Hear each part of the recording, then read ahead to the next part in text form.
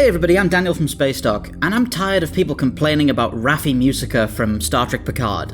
I think she's a great character, and the reason she's a great character is because she's in Star Trek, and she's a mess. She's a hard-drinking, smoking, lives on her own in a shack, intensely bitter person who really has every right to be. She stood up for Picard and stood up for the Romulans and carried on fighting for the Romulan evacuation plan against the wishes of Starfleet, and then by sheer association to Picard when he decided to symbolically resign, she was just canned and kicked out of Starfleet with none of the choice or gravitas that Picard had in his departure. In many ways, Raffi's character and all of Picard's interactions with her remind me of that one wonderful scene in Emissary from Deep Space Nine where Picard interacts with Sisko. Sisko, who has just had his wife killed indirectly by Picard and is now facing down having to raise his kid alone on a broken Cardassian booby-trapped death trap space station in a war zone, and for quite understandable reasons just wants to leave Starfleet. And it's at this point that Picard, looking across the table at this guy, is suddenly faced with the fact that none of his usual moral lessons or teachable moments or optimistic candor are gonna work in the slightest on this guy. There's not a proverb or an idiom or a word of encouragement on the planet that wouldn't just be seen as pretentious in this moment. Because Sisko, like Raffi later, has just had his life completely thrown under the bus, and like Raffi later, it's at least partially because of Picard.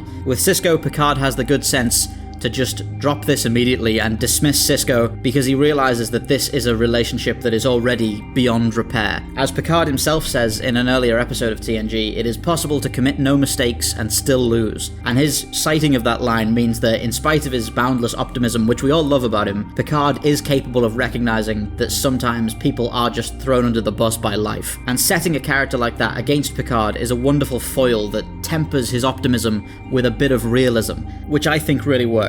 Picard can go to a random planet where people are enslaved by an oppressive religion and moralize and speech his way to resolving that problem. Anything that can be resolved by principle and dignity and sensitivity, he can handle without an issue. And that's what makes him such an inspiring and fantastic character. But it's when he comes up against people like Sisko or Raffi that we're refreshingly reminded that even the 24th century future still has people who just get the short end of the stick, still has people who have good reasons to be angry or to spiral into a cycle of self-destruction in the kind of way that all humans are vulnerable to in the right kind of circumstances. And it's interesting to see how Picard struggles to help these people and in many ways just can't.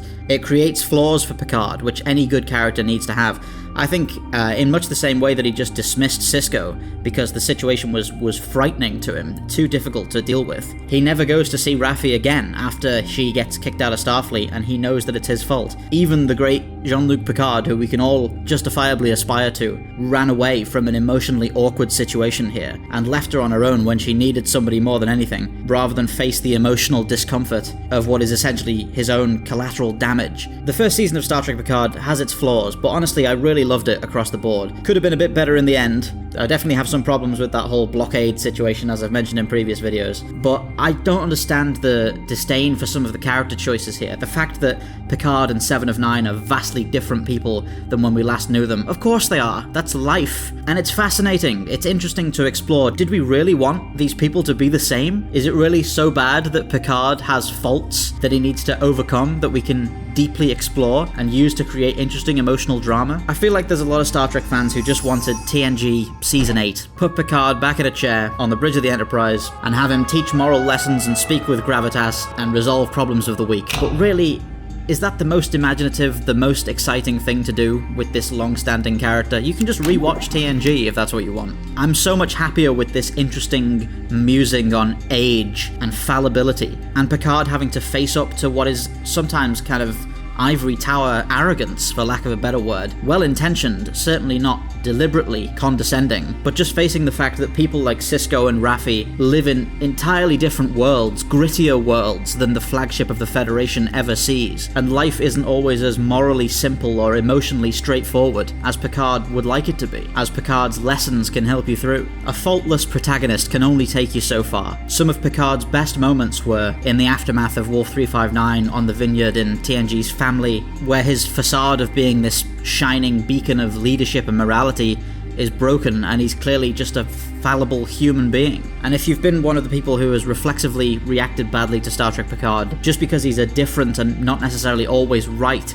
protagonist in this new show, I'd encourage you to rewatch it with fresh eyes, because it's an interesting thing to do. It's something that I know Patrick Stewart is very happy they're doing. He's said many times that he wouldn't have agreed to do a show that was in the same kind of vein as TNG. And as an executive producer and a writer on the show, you can see his influence in pushing for this more multifaceted look at an older Picard and some of the consequences of his choices. And as a final point, I think, if you don't like Star Trek Picard, you really don't like it, I won't try and talk you out of that, but maybe allow others to like it. Maybe that's something we can take from Star Trek's positive message. It was always trying to teach us that technology is there to bring us together, not necessarily to condemn others for enjoying something you don't like. That at least is my incredibly futile attempt to try and secure an amiable comment section for this video. Let's see how well that works out. Either way, thank you all for listening. This is Daniel from Spacedock, signing off.